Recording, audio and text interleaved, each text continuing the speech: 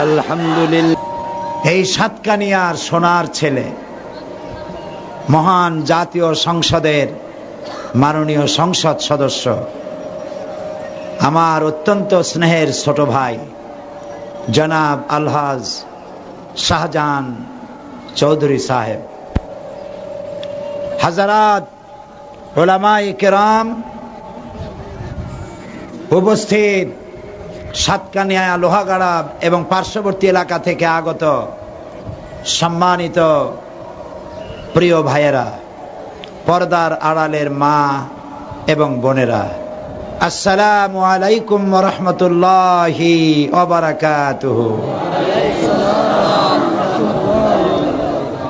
আল্লাহ তাআলার দরবারে শুকর আদায় করছি যে মহান আল্লাহ তাবারক ওয়া তাআলা কোরআনে কারীমের এই বিশাল মাহফিলে আমাদেরকে হাজির হওয়ার তৌফিক এনায়েত করেছেন। আমরা শুকরিয়া আদায় করছি, পড়ছি আলহামদুলিল্লাহ।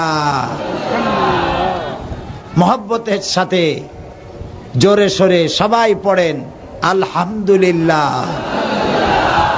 রব্বানা লাকাল হামদ হামদান কাসীরান তাইয়্যিবান ওয়া আযীমে সুলতানিকা। আমরা আল্লাহ তাআলার শুকরিয়া আদায় করে নিলাম। আজকে মুহররম মাসের কত তারিখ? 9 তারিখ। মুহররমের আজকে 9 তারিখ। আশুরার একদিন আগে কোরআনে কারীমের শানে আয়োজিত বিশাল মাহফিলে শরীক হতে পেরে আমরা মাবুদের দরবারে আবারও শুকরিয়া আদায় করছি আলহামদুলিল্লাহ। আপনারা এই যে হাজার হাজার মানুষ, পুরুষ এবং নারী, মাঠে জায়গা নাই, মানুষ গাছে উঠেছে, ছাদে উঠেছে, কিসের আকর্ষণে আপনারা এখানে উপস্থিত হয়েছেন? কোরআন। জোরে বলেন কি? কোরআন। এই কোরআন আমাদের জীবন। সুবহানাল্লাহ বলেন। এই কোরআন আমাদের রূহ। এই কোরআন আমাদের বেঁচে থাকার দলিল। এই কোরআন আমাদের স্বাধীনতার, আমাদের অস্তিত্বের গ্যারান্টি। কোরআন আছে তো আমরা আছি, কোরআন যদি না থাকে আমরা নাই। তবে কোরআন থাকবে, কোরআন থাকবে। আল্লাহ রাব্বুল আলামিন এই কোরআনের স্থায়িত্বের ব্যাপারে তিনি গ্যারান্টি দিচ্ছেন। কে দিচ্ছেন? সাহেবে কোরআন, যিনি কোরআনের মালিক। তিনি বলছেন, ইন্না নাহনু নাযালনা যিকরা ওয়া ইন্না লাহু লাহাফিজুন। কোরআন নাজিল করেছি আমি আল্লাহ, আর এর সংরক্ষণ আমি আল্লাহই করব। আল্লাহ নিজেই দায়িত্ব নিয়েছেন কোরআন সংরক্ষণের। সুবহানাল্লাহ বলেন। কোরআন হেফাজতের মালিক সেই আল্লাহ যিনি এটাকে নাজিল করেছেন। দুনিয়ায় যত ধর্ম আছে, প্রত্যেক ধর্মের ধর্মীয় গ্রন্থ আছে, আছে না? বেদ আছে, বাইবেল আছে, ত্রিপিটক আছে, জিন্দাবিস্তা আছে, আরো কত কিছু আছে। ওই ধর্মের লোকেরাই বলে যে আমাদের ধর্মীয় পুস্তকগুলি সব উল্টোপাল্টা হয়ে গেছে। 500 বছর আগে যা ছিল, 1000 বছর আগে যা ছিল, এখন তা নাই। কি হয়ে গেছে? উল্টাপাল্টা বা পাল্টা উল্টা হয়ে গেছে। কোরআন শরীফ সম্পর্কে কেউ কি বলতে পারবে যে কোন উল্টোপাল্টা হয়েছে? পারবে বলতে? পারবে না। এটা উল্টোপাল্টা হওয়ার কোন উপায় নাই। সুবহানাল্লাহ বলবেন না? এটা নাজিল করেছেন যিনি, তিনি হেফাজতের দায়িত্ব নিয়েছেন। পৃথিবীর কোন ধর্মের লোকেরা তাদের ধর্মগ্রন্থ মুখস্থ করতে পারে নাই। এ সাতকানিয়া হিন্দু আছে না? আমরা হিন্দু ভাইদেরকেও কোরআনের মাহফিলে স্বাগত জানাই, ওয়েলকাম করি। কারণ কোরআন শুধু আমার না, অর্থাৎ কোরআন শুধু মুসলমানদের না, সারা পৃথিবীর সব মানুষের জন্য কোরআন। সুবহানাল্লাহ। হাদা বায়ানুল লিন্নাস হুদাল লিন্নাস, মানব গোষ্ঠীর জন্য আল্লাহ কোরআন দিয়েছেন। আল্লাহ কি শুধু মুসলমানদের? আল্লাহ সবাই। কাজী আল্লাহ যা নাজিল করেছেন সেটাও সবাই। এই যে হিন্দু ভাইরা, তাদেরকে জিজ্ঞেস করেন যে আপনাদের যে বেদ আছে, ধর্মগ্রন্থের নাম কি? বেদ। এই যে ইন্ডিয়ায় শত শত কোটি কোটি হিন্দু আছে, কোটি কোটি হিন্দু, একজন বেদের হাফেজ তারা বাইর করুক, পারবে দিতে? বেদের হাফেজ পারবে না। পৃথিবীতে শত শত কোটি খ্রিস্টান আছে, তাদের কিতাবের নাম কি? ইনজিলটারে বাইবেল বানাইছে তারা। এই বাইবেলের একজন হাফেজ দিক তো দেখি, সারা পৃথিবী থেকে ভর্তা খাইতেও পাওয়া যাবে না, বাইবেলের একটা হাফেজ পাওয়া যাবে। এই পৃথিবী থেকে বেদ, বাইবেল সহ, আল্লাহ না করুন, কোরআন শরীফও যদি হারায় যায়, বেদও নাই, বাইবেলও নাই, জিন্দাবেস্তাও নাই, ত্রিপিটকও নাই, আল্লাহ না করুন কোরআন শরীফও এক জেলদো নাই, পৃথিবীতে কোনো ধর্মগ্রন্থ নাই, এরকম অবস্থা যদি হয়, হিন্দুরা তাদের ধর্মগ্রন্থ যেরকম ছিল পারবে বানাইতে? খ্রিস্টানরা বাইবেল বানাইতে পারবে? কোন জাতি তাদের ধর্মগ্রন্থ বানাতে পারবে? পারবে না। কোরআনটা যেমন ছিল ওই রকম আবার ছাপা হতে পারবে? পারবে না। কেমনে পারবে কন্ত? ও, তাও আপনারা বুঝে ফেলাইছেন, আলহামদুলিল্লাহ। এইটারে আল্লাহ হেফাজত করছেন কোন জায়গায়? সিন্ধুকের মধ্যে না, লোহার আলমারিতে করেন নাই, সিন্ধুকের মধ্যে করেন নাই, ব্যাংকের লকারে করেন নাই, এটারে হেফাজত করছেন কলিজার মধ্যে। সুবহানাল্লাহ। বর্তমান পৃথিবীতে কোরআনে কারীমকে যারা মুখস্থ করেছে, একটি জরিপের মাধ্যমে জানা গেছে তামাম পৃথিবীতে কোরআন যারা মুখস্থ করেছে সেসব হাফেজদের সংখ্যা 6 কোটি ছাড়াইয়া গেছে। 6 কোটির উপরে মানুষ কোরআনকে সিনার মধ্যে বদ্ধমূল করেছে। সুবহানাল্লাহ। এটি যে আল্লাহর কালাম, এতে কোনো সন্দেহ নাই। আছে কোনো সন্দেহ? আল্লাহ চ্যালেঞ্জ করেছেন, পারলে যদি সন্দেহ হয় এটা আমি আল্লাহর না, তাহলে কোরআন শরীফের মতো একজেল কোরআন বানাও। এই চ্যালেঞ্জের মোকাবেলা কেউ করতে পারে নাই। আল্লাহ বলছেন আচ্ছা ঠিক আছে, পুরা কোরআন শরীফ পারলা না, 10 পারা করে আনো। আছে না কোরআন শরীফে? 10 পারা কোরআন বানাও, তাও কেউ পারল না। পুরা কোরআনও পারলা না, 10 পারাও পারলা না। আচ্ছা ঠিক আছে। আল্লাহ রাব্বুল আলামিন এবার বলেন, ইন কুনতুম ফি রাইবিম মিম্মা নাযালনা আলা আবদিনা ফাআতু বিসূরাতিম মিন মিথলি। সুবহানাল্লাহ। আমি আমার বান্দার উপর যে কিতাব নাজিল করেছি, যদি সন্দেহ হয় এটা আমার বান্দার বানানো, আল্লাহর বানানো নয়, এটা যদি সন্দেহ হয়, ফাআতু বিসূরাতিন, গোল তায়ের নিচে যে তানবিন লাগানো হয়েছে তাই দিয়ে বোঝানো হয়েছে সূরা আনফালের মতো সূরা দরকার নাই, সূরা মায়েদার মতো, সূরা আরাফের মতো সূরার দরকার নাই। ফাআতু বিসূরাতিন, কোরআনে কারীমের মধ্যে ক্ষুদ্রাতি ক্ষুদ্র ছোট্ট সূরাটির মতো একটা সূরা বানাও।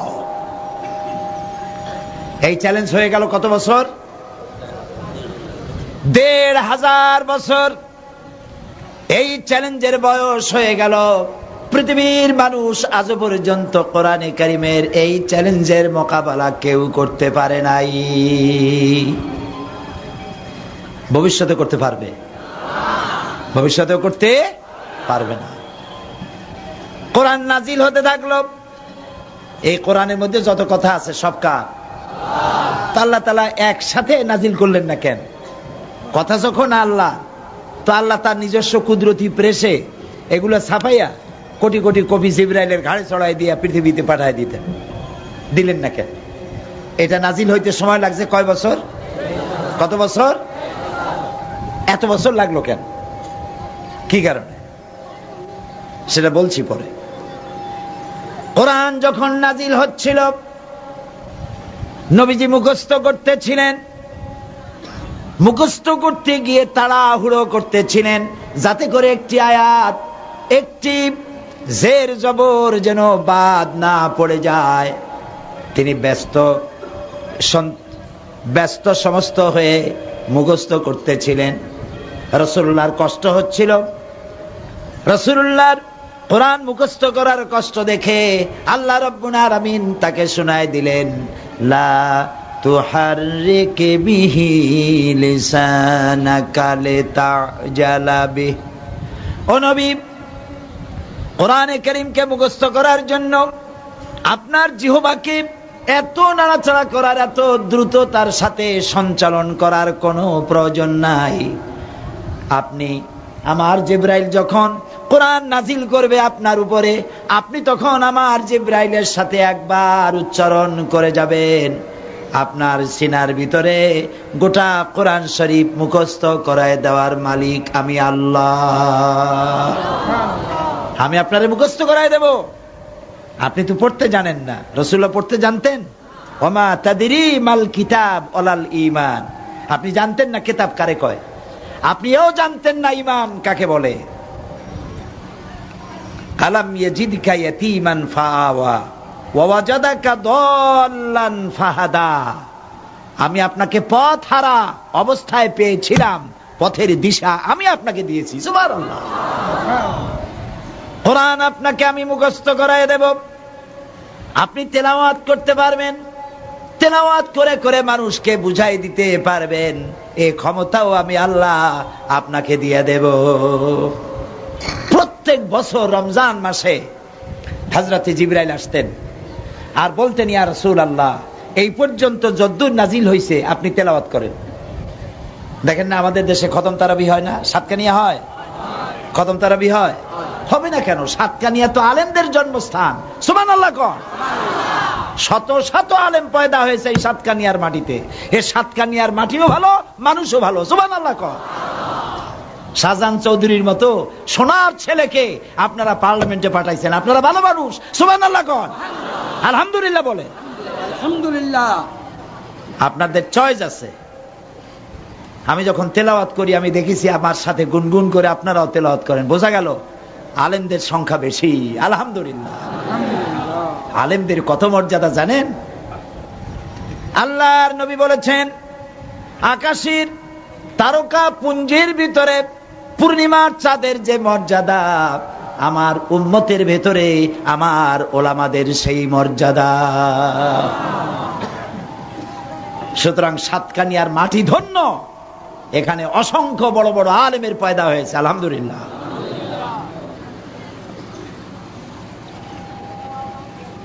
কোরআন শরীফ নাজিল হচ্ছে, আর এই কোরআন রমজান মাসে তারাবি পড়ার জন্য হাফেজরা এক জায়গায় বসে তেলাওয়াত করে একজন আরেকজনের শোনায়, যাতে করে তেলাওয়াতের মধ্যে লোকমা দেওয়া না লাগে। দেখছেন আপনারা এগুলি? এইরকম করিয়া জিবরাইল আলাইহিস সালাম আসতেন আর বলতেন, এই পর্যন্ত জানাজিল হয়েছে, আমারে পড়ে শোনান। রাসূলুল্লাহ পড়ে শোনাতেন। শুনতেন কে? হযরত জিবরাইল বলতেন, এবার আমি তেলাওয়াত করি, আপনি শোনেন। সুবহানাল্লাহ। বুখারী শরীফে এসেছে, যে বছর রাসূলুল্লাহ ইন্তেকাল করবেন সেই বছর কোরআন নাজিল শেষ। হযরত জিবরাইল বলছেন, কোরআন নাজিল শেষ, আর আসবে না আল্লাহর তরফ থেকে কিয়ামত পর্যন্ত কোরআনের নামে, ওহীর নামে একটা বাণীও আর আসবে না, শেষ। এবার যদ্দুর নাজিল হয়েছে সবটা আপনি পড়েন। নবীজি সবটা তেলাওয়াত করলেন, হযরত জিবরাইল শুনলেন। এবার হযরত জিবরাইল বলেন, এবার আমি পুরাটা তেলাওয়াত করি, আপনি শোনেন। হযরত জিবরাইল পুরাটা তেলাওয়াত করলেন, রাসূলুল্লাহ শুনলেন। হযরত জিবরাইল বলেন, এবার আরেকবার পড়েন, আমি শুনবো।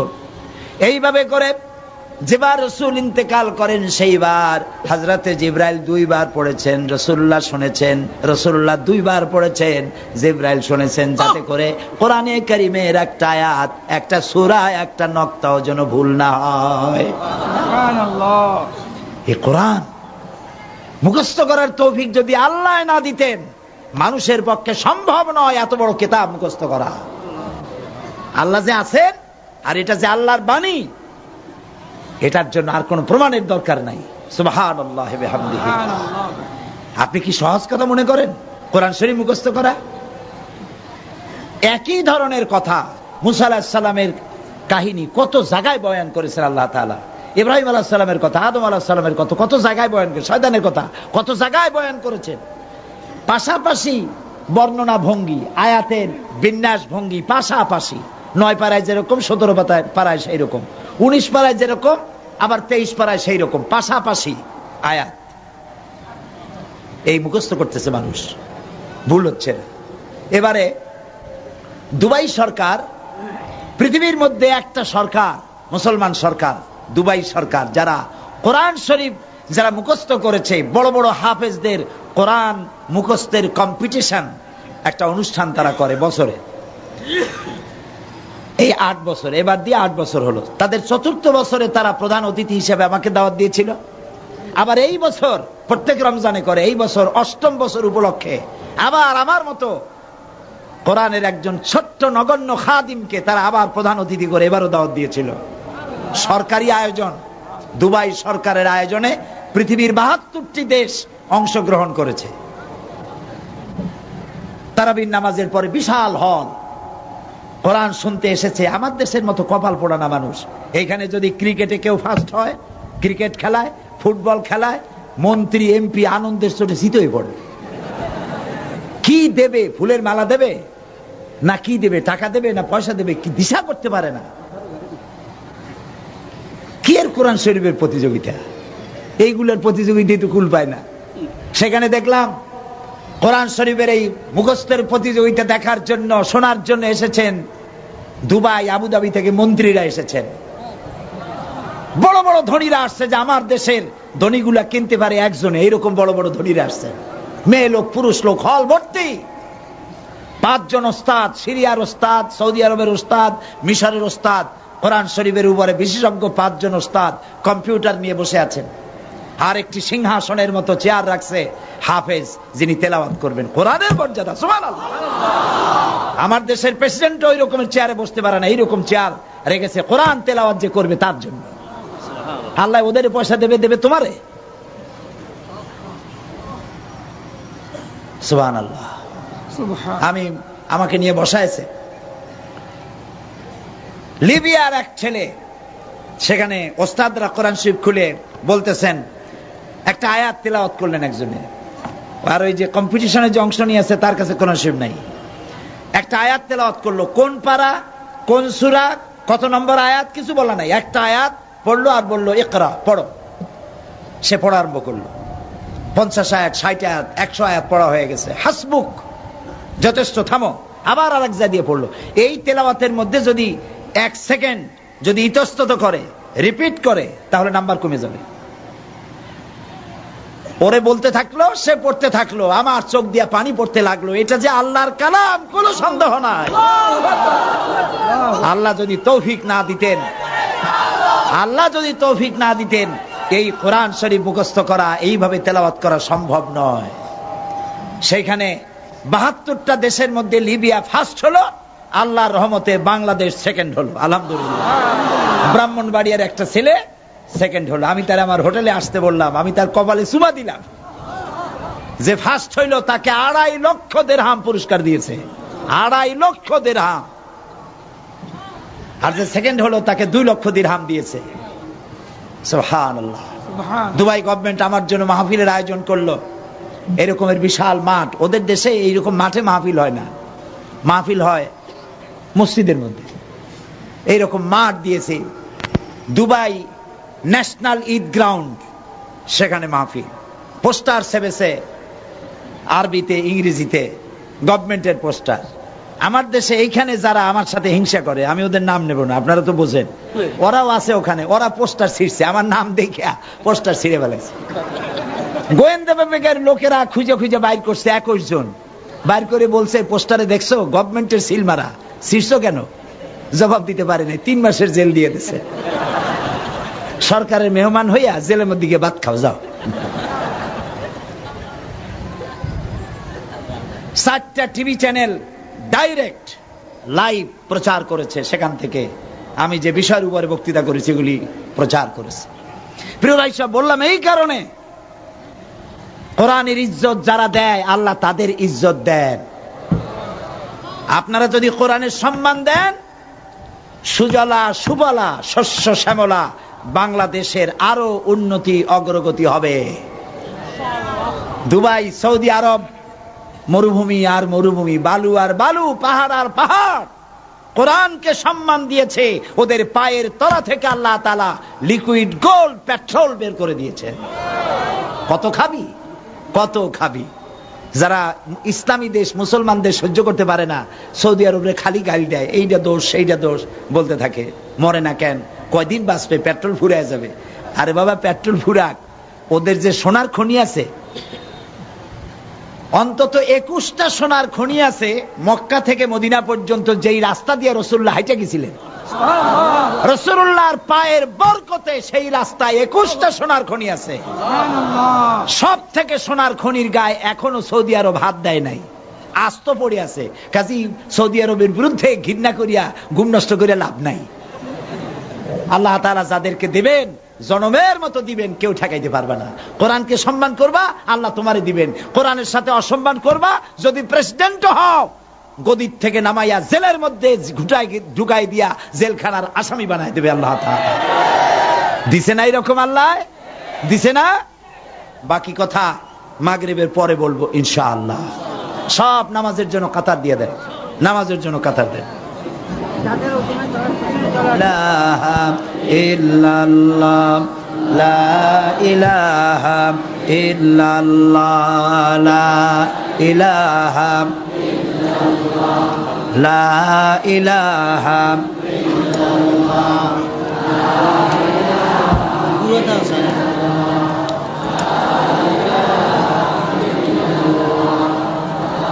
কি হাবিজ আলী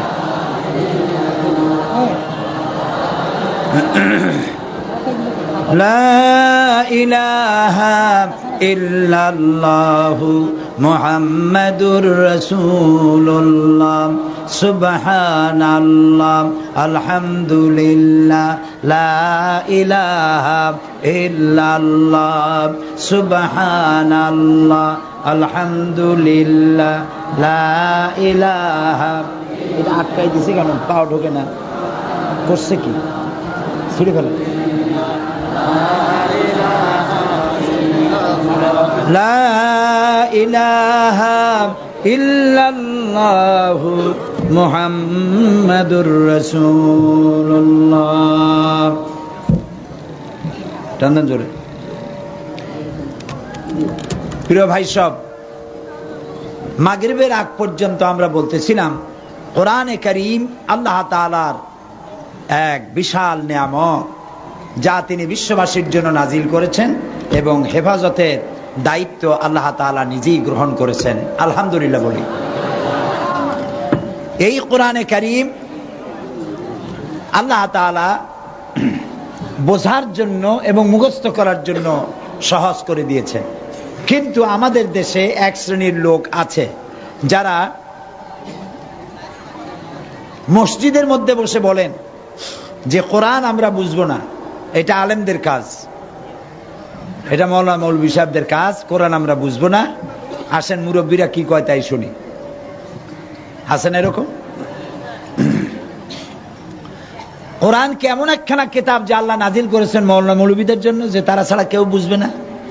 আছে এরকম কোন কথা? নাই। আল্লাহ রাব্বুল আলামিন কোরআনে কারীমের মধ্যে সূরা কামারে একটি বিষয়কে 4 বার তিনি উল্লেখ করেছেন এইভাবে, ওয়ালাকাদ ইয়াসসারনাল কুরআনা লিযিকর ফাহাল মিন মুদ্দাকির। আল্লাহ তাআলা বলেন কোরআনে কারীমকে মুখস্থ করার জন্য আর বোঝার জন্য আমি আল্লাহ মানুষের কাছে সহজ করে দিয়েছি। সুবহানাল্লাহ বলতে ইচ্ছে করে না? আল্লাহ নিজে বলছেন যে কোরআন বোঝার জন্য আর মুখস্থ করার জন্য আমি এটাকে সহজ করে দিয়েছি। তা আল্লাহ যদি সহজ না করতেন, এত বড় কিতাব মুখস্থ করা মানুষের পক্ষে সম্ভব ছিল না। 540টি রুকু, 6666টি আয়াত সম্বলিত আজিম কিতাব। এই একখানি কিতাব পৃথিবীতে একটি বিপ্লব করেছিল, একটা মরা জাতিকে জিন্দা করেছিল। পৃথিবীতে যত রিভলিউশন, আপনারা একটু সরে আসেন না এদিকে, এদিকে আসেন, তাহলে ওই লোকগুলো দেখতে পাবে। আমার কাছে আসেন, আমার দিকে চাপে আসেন, আমার দিকে। পৃথিবীতে যত রিভলিউশন হয়েছে, লাখ লাখ মানুষকে জবাই করে হত্যা করে বিপ্লব প্রতিষ্ঠিত করেছে তারা। এখনো রাশিয়ায় গণকবর আবিষ্কৃত হচ্ছে, লক্ষ লক্ষ মানুষের মাথার খুলি হাড্ডি পাওয়া যাচ্ছে। কোরআন একটা বিপ্লব করলো, বড় জোর উভয় পক্ষের 200-300 লোক মারা গেছে। এর মধ্য দিয়ে একটা বিপ্লব হয়ে গেছে, নীরব বিপ্লব। পৃথিবী তাকায় তাকায় দেখলো অসভ্য মানুষগুলি সুসভ্য হয়ে গেল। সুবহানাল্লাহ। যারা ছিল চোর ডাকাত, কথা কি বুঝতেছেন? মাথা ঢুকতেছে? যারা ছিল চোর ডাকাত লুটেরা, সেই সব মানুষগুলি মানুষের সম্পদের পাহারাদার হয়ে গেল এই কোরআনের বরকতে। কারে কয় বিপ্লব? এই যে আমাদের কলেজ বিশ্ববিদ্যালয়গুলিতে সিলেবাসের কত বই পড়ানো হয়, তারপর কি তৈরি হচ্ছে? মাথায় বিরাট বিরাট চুল, হাতে লম্বা লম্বা নখ, বল্টু মিয়ারা তৈরি হচ্ছে।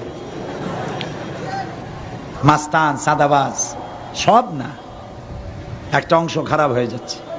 তাদের সংখ্যা নিতান্ত কমও না, ঠিক না?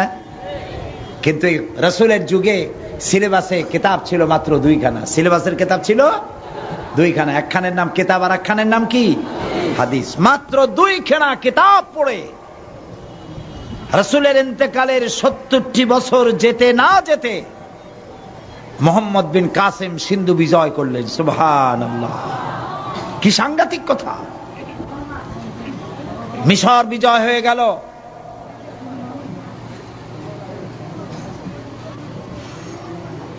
তারেক ইবনে জিয়াদ তার নেতৃত্বে মধ্য আফ্রিকার ভেতর দিয়ে স্পেন, পর্তুগাল, ফ্রান্স পর্যন্ত ইসলামের আওয়াজ চলে গেল।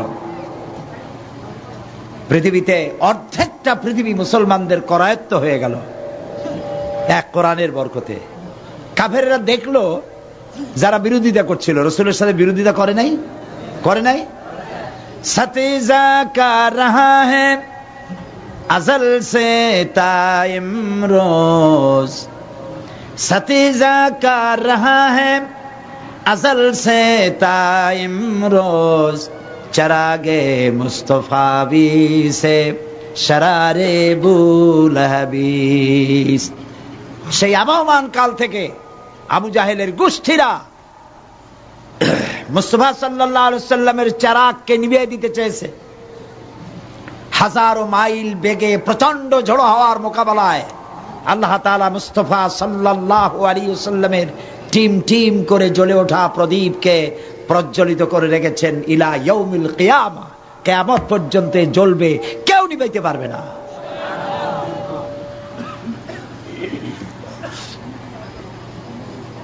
কোরআন, নবী করিম সাল্লাল্লাহু আলাইহি ওয়াসাল্লাম এই কোরআন দিয়ে একটি সমাজ প্রতিষ্ঠা করলেন,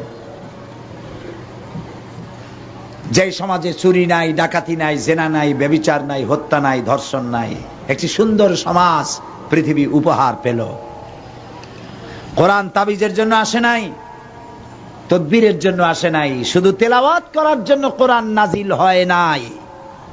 কথা কি বোঝেন? এই কোরআন শরীফ ঝুলে ঝুলা তেলাওয়াত করবেন, রমজান মাসে 3 খতম 7 খতম পড়বেন না বুঝা, এই জন্য কোরআন নাজিল হয় নাই। তাবিজ লেখা গলায় ঝুলায় রাখবেন, গায়ের জ্বরের তাপ কমাবার জন্য কোরআন দিয়ে বাতাস করবেন, কোরআন দিয়ে তাবিজ লেখিয়া ভিজায় ভিজায় খাবেন, এই পাগলামি করার জন্য কোরআন নাজিল হয় নাই। কোরআন নাজিল হয়েছে তেলাওয়াত করবেন, বুঝবেন, আর তাই দিয়ে জীবন, সমাজ আর রাষ্ট্র গড়বেন, এই জন্য কোরআন। নবী করিম সাল্লাল্লাহু আলাইহি ওয়াসাল্লামের সাথে যারা বিরোধিতা করেছিল, মদনী জিন্দেগীর শেষ দিকে গিয়ে তারা দেখলো যে আমরা তো খামোখাই লোকটার সাথে বিরোধিতা করেছি, উনি যে জীবন বিধান দিলেন তাতে তো এখন চুরি বন্ধ, ডাকাতি বন্ধ, বয়স্করা ভাতা পায়, বৃদ্ধরা ভাতা পায়, বেকাররা ভাতা পায়। যে মা দুধ দেয় বাচ্চাকে, সে যদি তার যদি ঘরে খাবার না থাকে সেখানে খাবার পৌঁছে যায়। তা আমরা খামোখাই লোকটার সাথে বিরোধিতা করেছি। আল্লাহ তাআলা কথাগুলি এইভাবে বলছেন, ইযা জাআ নাসরুল্লাহি ওয়াল ফাতহ ওয়া রাআইতান নাসা ইয়াদখুলুনা ফি দীনিল্লাহি আফওয়াজা ফাসাব্বিহ বিহামদি রাব্বিকা ওয়াস্তাগফির ইন্নাহু কানা তাওয়াবা। ইযা জা নাসরুল্লাহি ওয়াল ফাতহু, যখন আল্লাহর পক্ষ থেকে বিজয় আসবে, সাহায্য আসবে, মদদ আসবে, তখন দেখতে পাবে ওয়ারাইতান নাসা ইয়াদখুলুনা ফি দীনিল্লাহি আফওয়াজা, তখন দেখতে পাবে দলে দলে লোক ইসলামের মধ্যে প্রবেশ করতেছে। রাসূলুল্লাহর জীবন সায়াহন্নে যখন তিনি ইন্তেকাল করবেন, তখন দেখা গেল আরব ভূখণ্ডে মক্কা, মদিনা এবং তার পার্শ্ববর্তী এলাকায় কেউ কাফের ছিল না, সব পড়ে ফেললো লা ইলাহা ইল্লাল্লাহু মুহাম্মাদুর রাসূলুল্লাহ। ইসলামের আদর্শ দেখে। সেই ইসলাম কই, সেই মুসলমান কই? এখন আমাদের অবস্থা দেখে ইয়াদখুলুনা ফি দীনিল্লাহি আফওয়াজার জায়গায় ইয়াখরুজুনা মিন দীনিল্লাহি আফওয়াজা হয়ে গিয়েছে। দলে দলে লোকেরা ইসলাম থেকে বেরিয়ে যাচ্ছে। অর্থাৎ ইসলাম, মানুষ এখন যারা আধুনিক শিক্ষিত, তারা চিন্তা করছে এইটা নাকি ইসলাম, এই তাবিজ, মিলাদ, কবরে সেজদা দেওয়া, এই যদি ইসলাম হয় তাহলে হিন্দুতে অসুবিধা কি, খ্রিস্টানে অসুবিধা কি? ইসলামের রূপটাকে, আসল যে রূপ ছিল সেটা আমরা নষ্ট করে ফেলেছি। আমরা খোলসটা নিয়ে আছি, মুখে দাঁড়িয়ে আছে, লম্বা জামা আছে, মাথায় পাগড়ি আছে, কিন্তু নিষ্প্রাণ মুসলমান। নিষ্প্রাণ কিভাবে? এই দাড়ি, এই টুপি নিয়ে একজন মুসলমান ব্যবসা করতেছে, সে ওজনে কম দিচ্ছে, সে খাদ্যে ভেজাল দিচ্ছে, সে জমিনের আইল ঠেলতেছে, তার বউ বেপর্দা, সে মিথ্যা সাক্ষী দিচ্ছে। এগুলো সাতকানিয়া লোহাগাড়ায় নাই। এই যদি মুসলমান হয়, এই যদি মুসলমান হয়, তাহলে অমুসলিম এর চরিত্র কি হবে? এরকমের মুসলমানের কোনো দরকার আল্লাহর নাই, রাসূলেরও নাই। এই জন্য আমি মাঝে মধ্যে আফসোস করে বলি, মরা মানুষ জিন্দা হওয়ার কোন সুন্নত যদি থাকতো, কোন সিস্টেম যদি থাকতো, মরা মানুষ জিন্দা হওয়ার, আর একজন সাহাবী যদি জিন্দা হইতে পারতেন আর আমাদের দেশে এসে আমাদের যদি দেখতেন, তাহলে চিৎকার মেরে বলতেন আল্লাহর কসম, রাসূলুল্লাহ দান মোবারক শহীদ করে সাহাবায়ে কেরাম জীবন দিয়ে যে ইসলাম এবং মুসলমান বানাই গেছিলেন, আল্লাহর কসম এইগুলা সেই মুসলমান না। মুসলমানের নাম শুধু নামাজের মধ্য দিয়ে মুসলমানের পরিচয় হয় না, শুধু দাড়ি দিয়ে মুসলমানের পরিচয় হয় না, শুধু গরুর গোশত খাওয়ার মধ্য দিয়ে মুসলমানের পরিচয় হয় না। মুসলমানের পরিচয় হয় তার আমল, তার আখলাক দিয়ে। নামাজও পড়বে, সেজদাও দিবে, ফি উজুহিহিম মিন আথারি সুজুদ, সেজদার দাগও তার কপালে পড়বে, মাথায় টুপিও থাকবে, কিন্তু সে যখন ব্যবসায় বসবে, ওজনের দাড়িপাল্লা তার ঠিক থাকবে, বেকা তেড়া হবে না। সে যখন জমিনে চাষ করবে, তার পাশের জমিনের আইল এক চুলও সে ঠেলবে না, সে মিথ্যা সাক্ষী দেবে না, সে ওয়াদা খেলাপ করবে না, সে আমানতের খেয়ানত করবে না, মানুষকে ক্ষতি করবে না। এর নাম মুসলমান। আল মুসলিমু মান সালিম আল মুসলিমুনা বিলিসানিহি ওয়া ইয়াদিহি। মুসলমান তো সেই ব্যক্তি যে ব্যক্তির জবান দিয়া আর হাত দিয়ে অন্য মানুষেরা কষ্ট পায় না, সেইটাই মুসলমান। সুবহানাল্লাহ। ওই মুসলমান কি আছি আমরা? বলতে লজ্জা নাই, সেই মুসলমান আমরা নাই। এখন আমি চিন্তা করি আরেকজনের ক্ষতি কি হইলে আরেকজনের ক্ষতি করা যায়, সারাটা রাত ঘুম নষ্ট করে সেই চিন্তা আমরা করি, ঠিক না? নাউযুবিল্লাহ বলেন, নাউযুবিল্লাহ। এর নাম মুসলমান নয়। এই অবস্থার পরিবর্তন আনতে হবে। কি দিয়ে? কোরআন দিয়ে। কোরআনের শাসন যদি হয় চুরি বন্ধ হয়ে যাবে, কারণ কোরআন বলছে আস-সারিকু ওয়াস-সারিকাতু ফাকতাউ আইদিয়াহুমা, চোর পুরুষ হোক আর নারী হোক উভয়ের হাত কেটে দাও। নবী করিম সাল্লাল্লাহু আলাইহি সাল্লামের সময় এক মহিলা চুরি করেছিল, সম্ভ্রান্ত বংশের এক মহিলা চুরি করে বসছে। কয়েকজন সাহাবী এসে রাসূলকে তদবির শুরু করলেন, বললেন ইয়া রাসূলুল্লাহ, এই মেয়ে লোকটি ভুলে একটা কাম করে বসছে, কিন্তু সম্ভ্রান্ত বংশে, এখন যদি হাত কাটা আইন তার উপরে চালু করা হয় তাহলে ইসলাম সম্পর্কে মানুষের ধারণা ইত্যাদি খারাপ হবে, ওই গোত্রের লোকেরা ইসলাম কবুল করতে ভয় পাবে, একটা বড় লোকের মেয়ে, সেই হিসাবে তারা ক্ষমা করা হোক। আল্লাহর নবী বললেন, সাহাবীরা, তোমাদের আগে এই পৃথিবীতে যারা এসেছিলেন তারাও এইভাবে তাদের গরিবদের উপরে, গরিবরা অন্যায় করলে বিচার করত, আর বড় লোকেরা অন্যায় করলে ক্ষমা করে দিত সম্মানের দিকে তাকায়া। এই কারণে তারা ধ্বংস হয়েছে। শোনো সাহাবীরা, ওই মেয়ে লোকটি না হয়ে আমার মেয়ে ফাতেমাও যদি এই কাজটি করতো, আমি অবশ্যই তার হাতটারে কেটে দিতাম। এর নাম ইসলাম, এর নাম ইসলাম।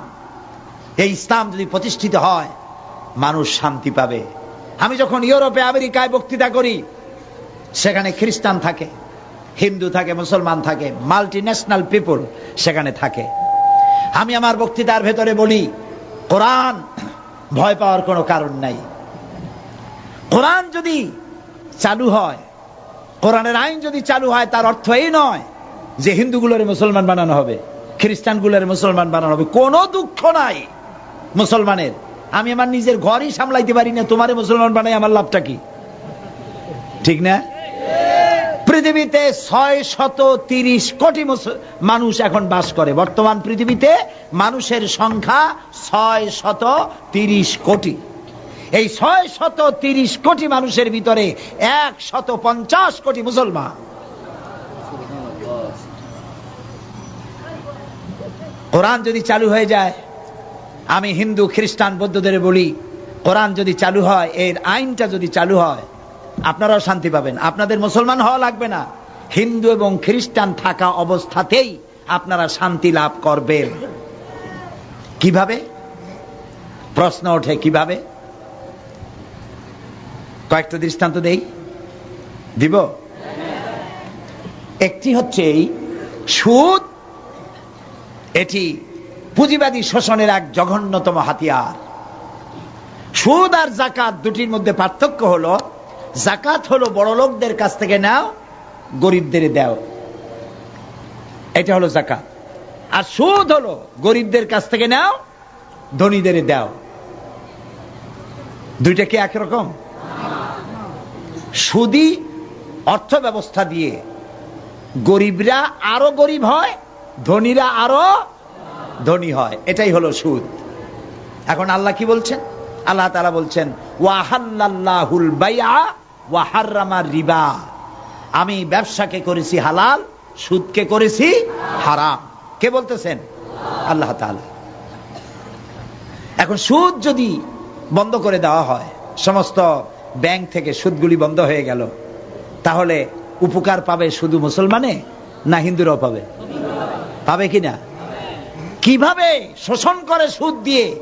এই যে বিভিন্ন এনজিও আছেন আমাদের দেশে, ব্যাংকও আছে, এনজিও আছে, তারা সুদি কারবার করে। ব্যাংকে সুদ নেয় 17% থেকে 15% থেকে 17% হচ্ছে ব্যাংকের সুদ, আর এনজিওদের সুদ হচ্ছে 35 থেকে 45% তাদের সুদ। এই যে সুদ তারা নিল, ধরুন একজন গরিব মানুষ, সে হালের বলদ কেনার জন্য অথবা জমিনের সার আর বীজ কেনার জন্য ব্যাংক থেকে লোন নিয়েছে। লোন নিয়ে সে চাষাবাদ করলো, এরপরে দেখা গেল অনাবৃষ্টি অথবা অতিবৃষ্টির কারণে ফসল হলো না, ফসল হয় নাই। লোকটা তো ব্যাংকের কাছে ঋণী, এই ঋণ শোধ করবে কি দিয়া? ব্যাংক বৃষ্টি হয় নাই বলে, ফসল ভালো হয় নাই বলে ব্যাংক কি তার সুদ মাফ করবে? করবে না। তখন গরিব লোকটা কি করবে? তার বইয়ের সোনার শেষ বালা, শেষ চুরি গাছা, মায়ের চুরি গাছা, হালের বলদ জোড়া বিক্রি করে সুদের টাকা পরিশোধ করতে হবে, ঠিক কিনা? তাহলে গরিবের টাকা ব্যাংকে জমা হলো, ব্যাংকে টাকা রাখছিল কারা? কন না কেন? ধনীর টাকায় বরকত হইতে থাকলো, আর গরিব নিঃশেষ হতে হতে আরো নিঃশেষ হয়ে গেল। এখন ওয়াহাল্লাল্লাহুল বায়া ওয়া হাররামা রিবা, আল্লাহ বলেছেন সুদকে হালাল হারাম করলাম, ব্যবসাকে করলাম হালাল।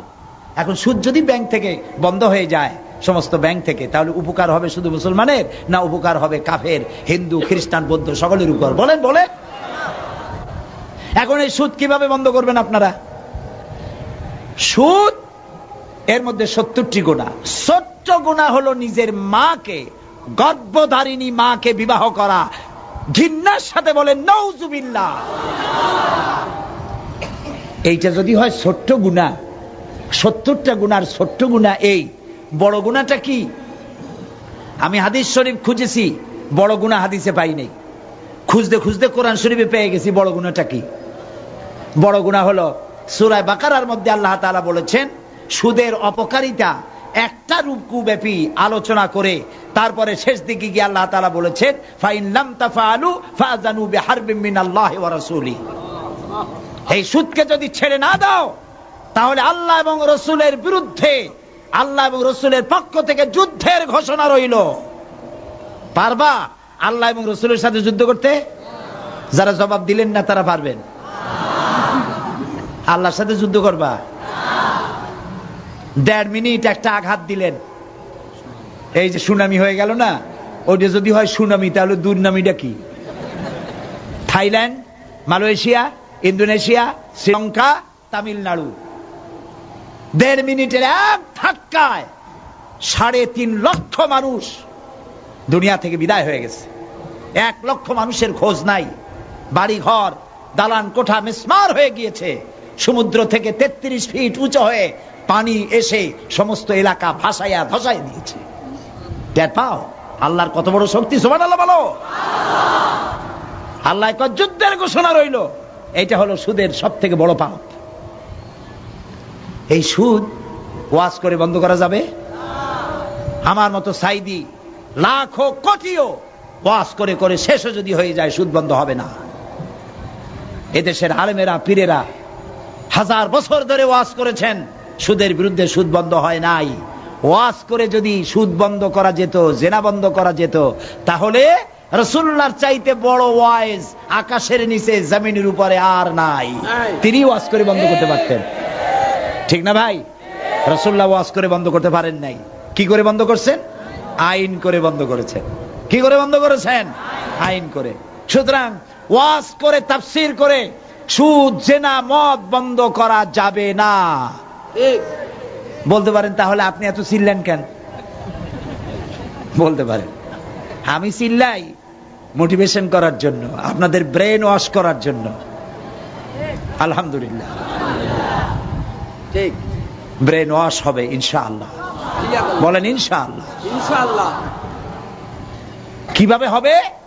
সুদ বন্ধ হওয়ার জন্য, জেনা, মদ বন্ধ হওয়ার জন্য একটা জায়গা আছে বাংলাদেশে। জায়গাটার নাম কি? মাশাআল্লাহ, আপনাদেরকে 100% দিয়ে দিলাম মার্ক। পার্লামেন্ট। পার্লামেন্ট। পার্লামেন্টে কেমনে বন্ধ হবে? এই যে পলিথিন বন্ধ হয়েছে না, পলিথিন বন্ধ হলো কেমনে? সাতকানিয়ার মৌলানা সাহেবরা ওয়াজ করছে যে আপনারা পলিথিন ব্যবহার করবেন না, এটা কবিরা গুনাহ। পলিথিন ব্যবহার করলে কিয়ামতে 7 দিন দোজখে থাকবে, এরকম বলছে? বলেনি। পার্লামেন্টে বিল উঠছে, পলিথিন একটা সর্বনাশী জিনিস। এটা মাটির মধ্যে দিলে মাটিতে এটা পচে না, মাটির উর্বরা ক্ষমতা নষ্ট করে দেয়, ফসল নষ্ট করে। সুতরাং এটা নিষিদ্ধ ঘোষণা করা হোক। এটা বলার পর পার্লামেন্টে কণ্ঠভোটে পাশ হয়ে গেল। পরের দিন থেকে পলিথিন নিষিদ্ধ ঘোষিত হয়ে গেল। পলিথিনের উৎপাদন, বিপণন সব দণ্ডনীয় অপরাধ হয়ে গেছে না বন্ধ? এখন দেখেন পার্লামেন্টে এই আইন পাশ করার জন্য, সুদ বিরোধী আইন পাশ করার জন্য শাহজাহান সাহেবের মতো লোক লাগবে। যারা সুদের ব্যবসা করে ওরা পারবে না, যারা সুদ খায় সুদী ব্যাংকের সাথে লেনদেন করে তাদের কাজ এটা নয়। সুদকে যারা মাকে বিবাহ করার মতো গুনাহ মনে করে সেই রকমের লোক 2/3 মেজরিটি হতে হবে পার্লামেন্টে। কার মতো? শাহজাহান চৌধুরী সাহেবের মতো লোক বেশি হইতে হবে। যখন বেশি হয়ে যাবে শাহজাহান চৌধুরী সাহেব তখন সিংহের মতো গর্জে উঠবেন পার্লামেন্টে। সুদকে আল্লাহ তাআলা হারাম করেছেন, সুতরাং এটি হচ্ছে মায়ের সাথে গর্ভধারিণী মাকে বিবাহ করার মতো গুনাহ। এই গুনাহ থেকে বাংলার 14 কোটি মানুষকে বাঁচাবার জন্য সুদকে আইন করে নিষিদ্ধ ঘোষণা করা হোক। বলার পর স্পিকার সাহেব বললেন, সংসদের সামনে প্রশ্ন হচ্ছে সুদকে নিষিদ্ধ ঘোষণা করা হোক। এই প্রস্তাবের বিপক্ষে যারা আছেন তারা না বলুন, পক্ষে। বিপক্ষে যারা আছেন তারা কি বলেন? হ্যাঁ বলুন। তো বিপক্ষে যারা আছে অর্থাৎ সুদ চালু থাকুক এটা যারা চাইবে তাদের সংখ্যা কম থাকবে, কারণ শাহজাহান সাহেবরা তখন বেশি হবে ইনশাআল্লাহ। বলেন ইনশাআল্লাহ। এরপরে স্পিকার সাহেব বলবেন প্রস্তাবটির পক্ষে সুদ নিষিদ্ধ ঘোষণা করা হোক। এর পক্ষে যারা আছেন তারা হ্যাঁ বলুন। সঙ্গে সঙ্গে 2/3 মেজরিটি তারা হ্যাঁ বলবেন। স্পিকার বলবেন হ্যাঁ জয়যুক্ত হয়েছে, হ্যাঁ জয়যুক্ত হয়ে গেছে। পরের দিন থেকে সোনালী, পূবালী, রূপালী, শ্যামলী, চৈতালি সব ব্যাংকের সুদ বন্ধ হবে নাকি হবে না বলুন?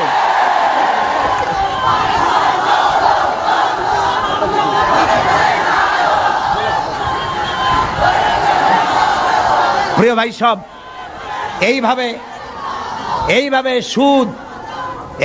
সুদ, জেনা, মদ, জুয়া পার্লামেন্টের মাধ্যমে পাশ করা সম্ভব। আলহামদুলিল্লাহ বলে। আজকে যারা এই সম্ভাবনা দেখে যাদের পায়ের তলায় মাটি নাই তারা অসহ্য হয়ে গেছে। অসহ্য হইয়া খালি বলে বেড়ায় মৌলবাদ, মৌলবাদ, সাম্প্রদায়িক, সাম্প্রদায়িক, বোমা, বোমা। চতুর্দিকে বোমা কারা মারে আমরা বুঝতে পারি। খালি মৌলবী সাহেবদের দোষ দাও, মৌলবীরা বোমা মারে না। মাদ্রাসার লোকেরা বোমা মারে না। মাদ্রাসায় শিক্ষিত লোকেরা মানুষ হত্যা করে না।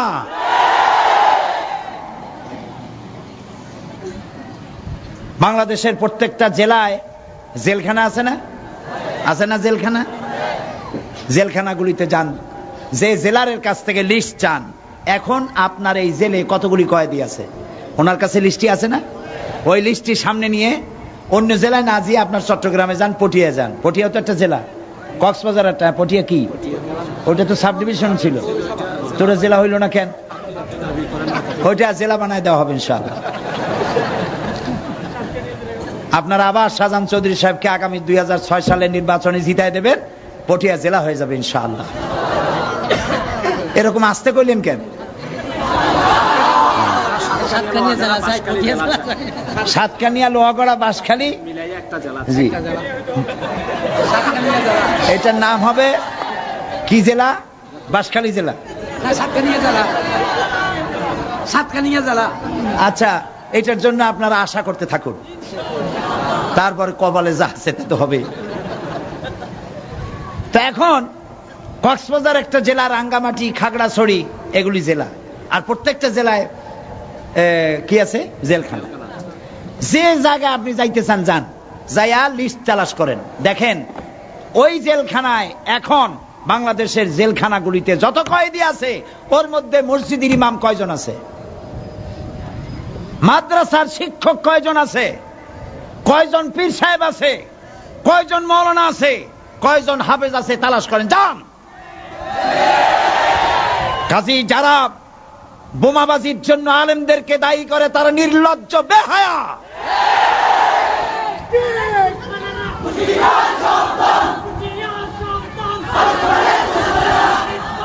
দেশের আলেম ওলামারা এই কাজ করে না। এদের এই বামপন্থী গুলার শক্তি হলো পত্রিকা, মিডিয়া। পত্রিকার জোরে বাইসে আছে, জনগণের সাথে কোনো সম্পর্ক এদের নাই। এরকম একটা জনসভা করুক তো বামপন্থীরা, কত লক্ষ টাকা খরচ হবে এই লোকগুলো আনার জন্য।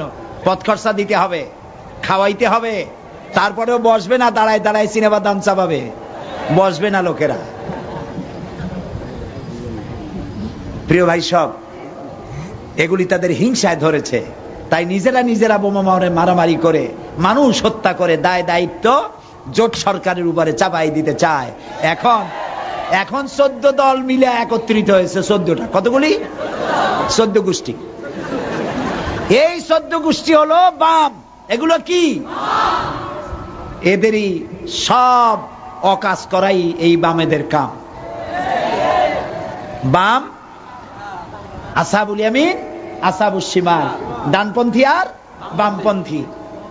ডানপন্থীদের নেতা হলেন নবীরা, ডানপন্থীদের নেতৃত্ব দিয়ে নবীরা ডানপন্থীদের নিয়ে জান্নাতে চলে যাবে। আর বামপন্থীদের নেতা হলো শয়তান, বামপন্থীদেরকে নেতৃত্ব দিয়ে শয়তান সবগুলিকে নিয়ে জাহান্নামে চলে যাবে। এগুলি নিয়ে এই যে যতগুলি জোট হয়েছে, এই জোট করেছে বলে আপনারা কি ভয় পাচ্ছেন? কোনো ভয় পাওয়ার কারণ নেই।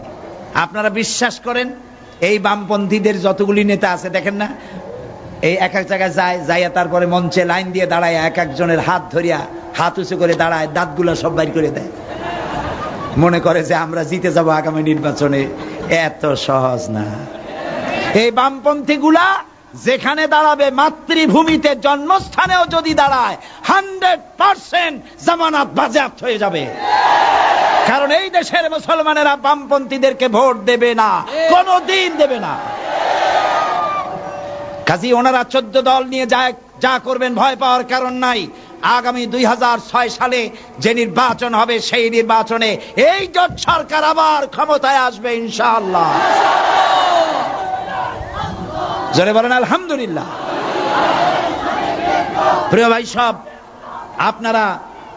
আপনারা এই সাতকানিয়া লোহাগাড়ার নারী এবং পুরুষ, আপনারা ঝুঁকি নিয়ে পকেটের পয়সা খরচ করে আপনারা শাহজাহান চৌধুরী সাহেবকে জিতাইছেন। মক্কা মদিনায়, আমি সাক্ষী, মক্কা মদিনায় সাতকানিয়া চট্টগ্রাম বাসীরা কাবা শরীফ তাওয়াফ করে চোখের পানি ফেলে দোয়া করেছে আপনাদের জন্য দোয়া করেছে। আপনারা একটা ভালো মানুষকে পাঠাইছেন। বলেন তো, শাহজাহান চৌধুরী আমার পাশে বসা সই করতে গিয়ে কারো কাছে টাকা নেয়? বলেন। কাবি খাটিয়ারের গমের কোন কমিশন খায়? বলেন। বলতে পারবেন? কোন অন্যায় করে বলতে পারবেন? আলহামদুলিল্লাহ বলেন জোরে। যদি আপনারা তা বলতে পারেন যে তিনি কোনো খারাপ করেছেন, অন্যায় করেছেন, জামাত ইসলামীতে এই ধরনের লোকের কোন স্থান হবে না।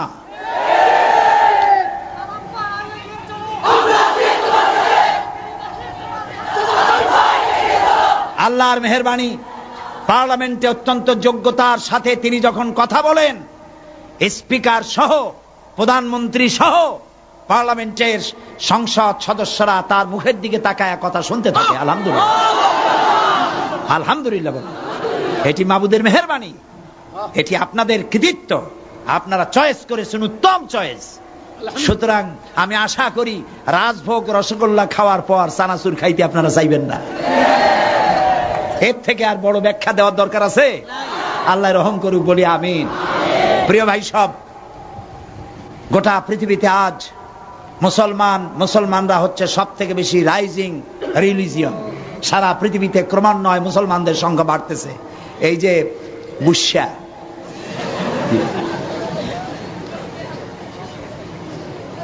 মুসলমানদের দেখে কলজা জ্বলতেছে। বুশের মাথায় এখন তুষের আগুন, সহ্য করতে পারতেছে না। মুতু বেগাইজিকুম ওয়ামাকারু ওয়ামাকারাল্লাহ ওয়াল্লাহু খায়রুল মাকিরিন। ওরা যত আমাদের বিরোধিতা করবে, বিশ্বাস করো মুসলমান, তোমরা যত লম্বা লম্বা সেজদা দিতে পারবা, কানতে পারবা, চরিত্র ভালো বানাইতে পারবা, আল্লাহ তোমাদের ইজ্জতকে আরো বাড়ায় দেবে। গত জুন মাসে যারা আমাদের বিরুদ্ধে লড়ে, আমাদেরকে দুনিয়া থেকে শেষ করে দেবে, মুসলমানদেরকে বিদায় করে দেবে, সেই ইউরোপে গত জুন মাসে গোটা ইউরোপের মধ্যে সব থেকে বড় মসজিদ উদ্বোধন হলো লন্ডন শহরে, ইস্ট লন্ডন মসজিদ। ইস্ট লন্ডন মসজিদ, ইউরোপের সব থেকে বড় মসজিদ।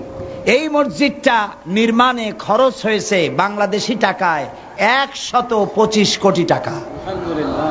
লন্ডন শহরে 10,000 মুসলমান মসজিদের ভিতরে একসাথে নামাজ পড়তে পারে, 10,000। এই মসজিদ উদ্বোধনের জন্য ইস্ট লন্ডন মসজিদ কর্তৃপক্ষ দাওয়াত দিয়েছিল কাবা শরীফের ইমাম ফজিলতুল শেখ আব্দুর রহমান আস-সুদাইস।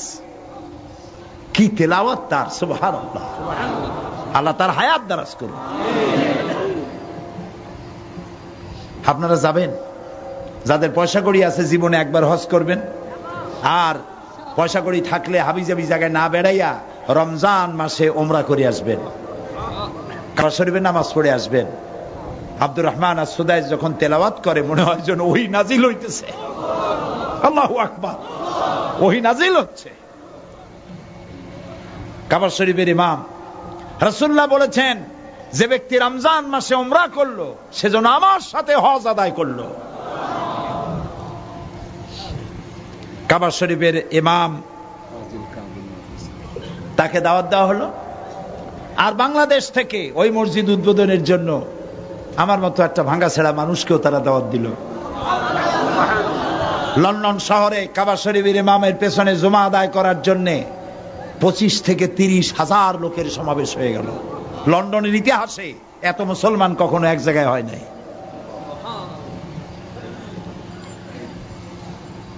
সেই লন্ডনে আজ থেকে 150 বছর আগে মসজিদ ছিল মাত্র একটা, সেই ইংল্যান্ডে এখন মসজিদের সংখ্যা 8,000। বুঝাই করবে কি? কিছু করতে পারবে না। ওর নিজের আমেরিকায় এখন মুসলমানদের উপরে যে অত্যাচার সে করতেছে, সেই অত্যাচারের কারণে আমেরিকায় এখন সাদা খ্রিস্টানেরা মুসলমান হচ্ছে প্রতি বছর 20 থেকে 25,000 প্রত্যেক বছর। আল্লামা ইকবাল বলেন, মাগরিবি কি ওয়াদিয়ু মে গूंजी अदा हमारी, मगरिब की वादियों में गूंजी अदा हमारी, थमथा न था किसी से सैल रवा हमारा। প্রাচ্য এবং প্রতীচ্যে, সাগরে, পাহাড়ে, বাতাসে, ইধারে আমার আজানের আওয়াজ ধ্বনিত প্রতিধ্বনিত হবে। কেউ ঠেকাতে পারবে না মুহাম্মদ রাসূলুল্লাহর আওয়াজকে। আজ তারা ইরাকের মতো একটি স্বাধীন দেশ তছনছ করে দিল। এখন বলতেছে, এখন বলে কি, এখন বলতেছে মানবতা বিধ্বংসী, মানব বিধ্বংসী অস্ত্র ইরাকে পাই নাই। 2 বছর মারিয়া ধরিয়া এখন বলতেছে পাই নাই, আমরা আর তদন্ত টিম পাঠাবো না। উল্লুক, একটা দেশ ভাঙ্গে চুরে চুরমার করে দিয়েছে। গরু মেরে জুতা দান।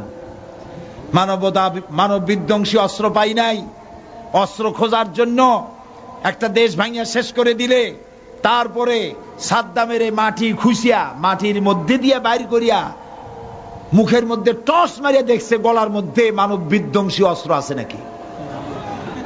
দেখছেন না? মুসলমান কয়েদিদেরকে আল গরিব কায়েতখানার ভেতরে মুসলমান কয়েদিদেরকে উলঙ্গ করে কাফের সৈন্যরা মুসলমানদের বুকের উপরে পেশাব করেছে। কুত্তা বেল্ট মুসলমানদের গলায় পরাইয়া রাস্তায় টেনেছে। 70 বছরের মুসলিম বুড়ি মেয়ে লোক, তাকে 4 হাত পায়ে ভুট করে দাঁড় করাইয়া তার পিঠের উপরে আমেরিকান সৈন্য সওয়ার হয়ে রাস্তার উপর দিয়া গাধার মতো চালাইছে। আল্লাহ, এই বুশকে তোমার গজবের হাতে সুপর্দ করে দিলাম।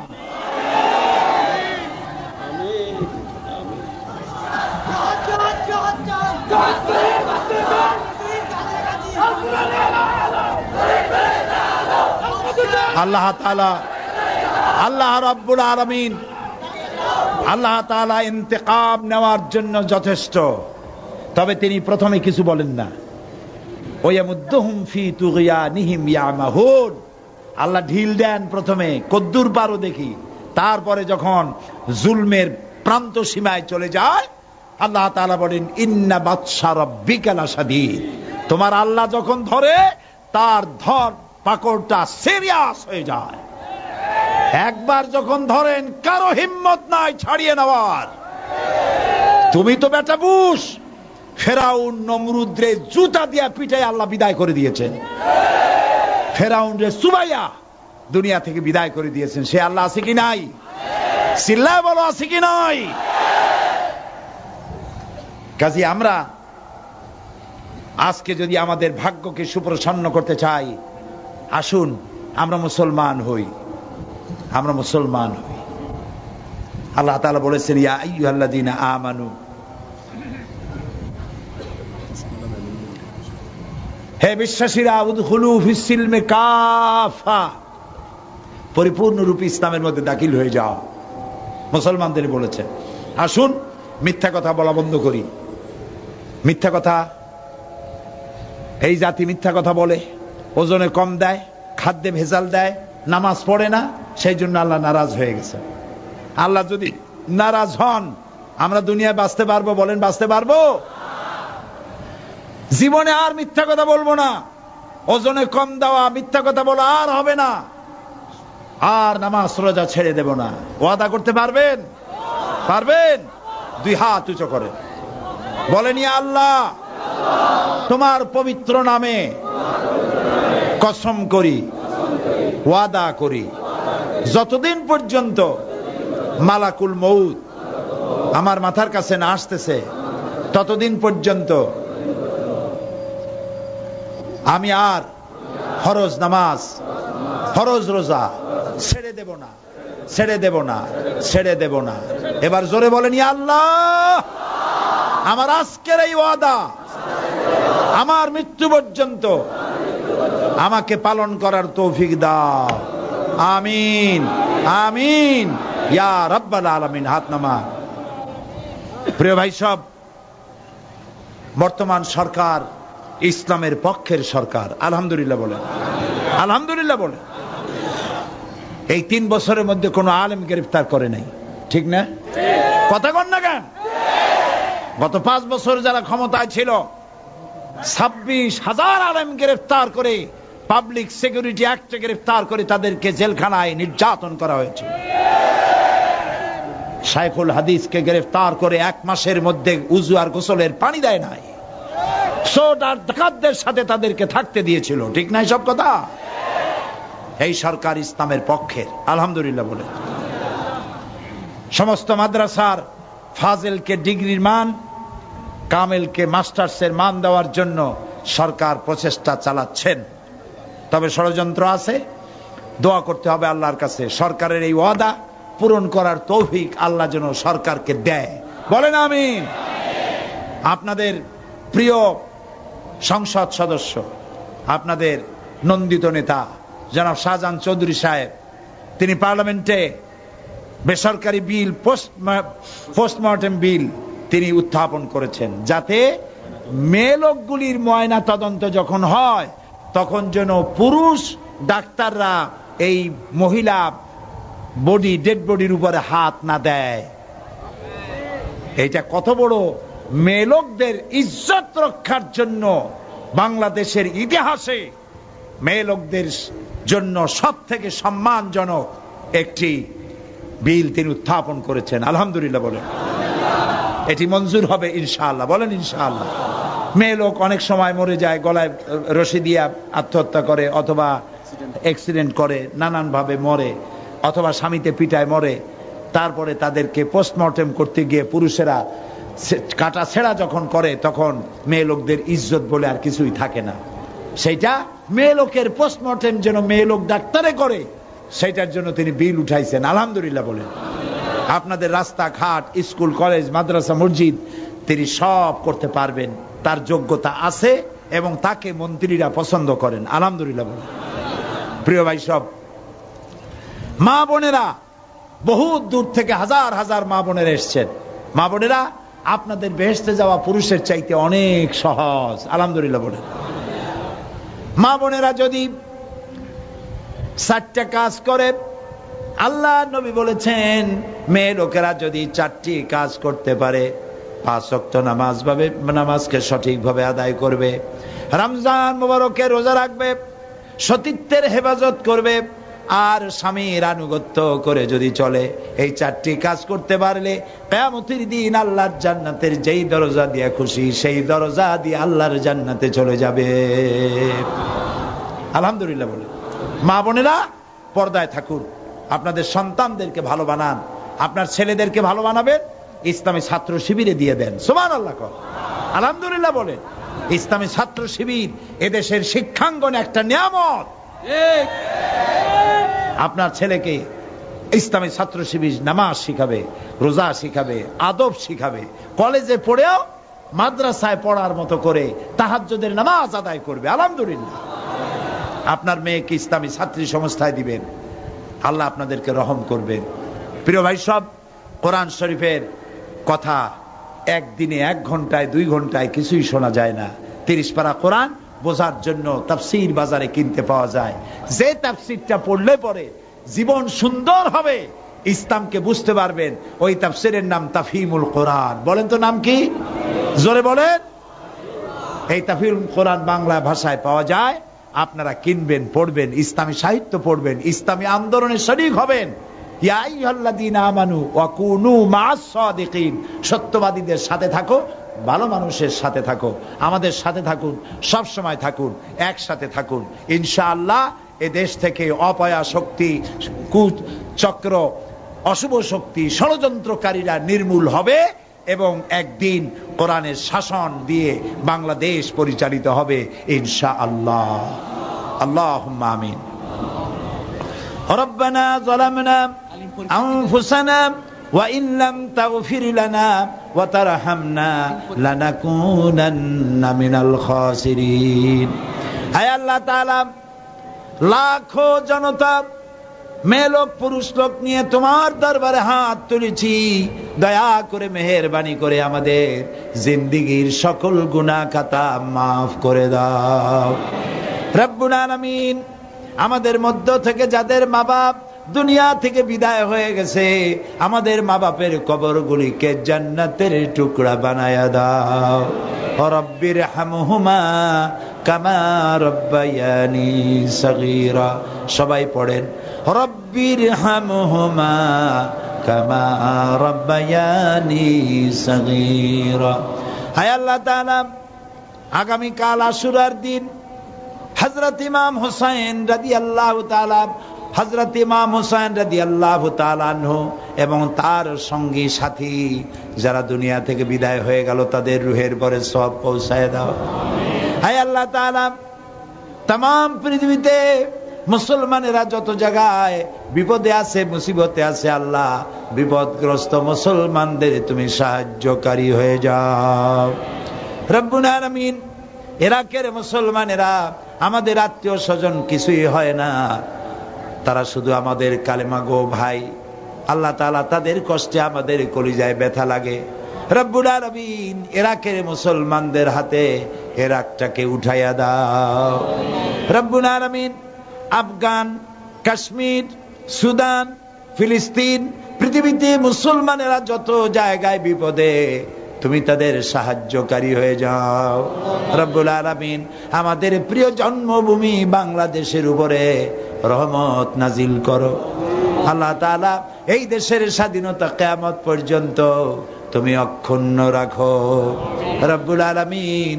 আমাদের এই জন্মভূমিতে, আমাদের এই প্রিয় জন্মভূমিতে কারা যেন বোমা মারে, গ্রেনেড হামলা করে, মানুষ মারে, আর বাংলাদেশের বদনাম করে পৃথিবীর বুকে।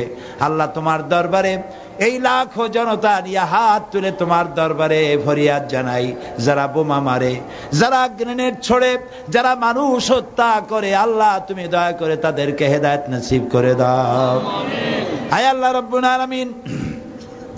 ওদের কিসমতে যদি হেদায়েত না থাকে, তাহলে নমরুদ ফেরাউনকে যেমন ভাবে তুমি ধ্বংস করেছো, বাংলাদেশে যারা বোমা মারে, গ্রেনেড হামলা করে, ওদেরকেও তোমার গজব দিয়ে, লানত দিয়ে আল্লাহ বিদায় করে দাও।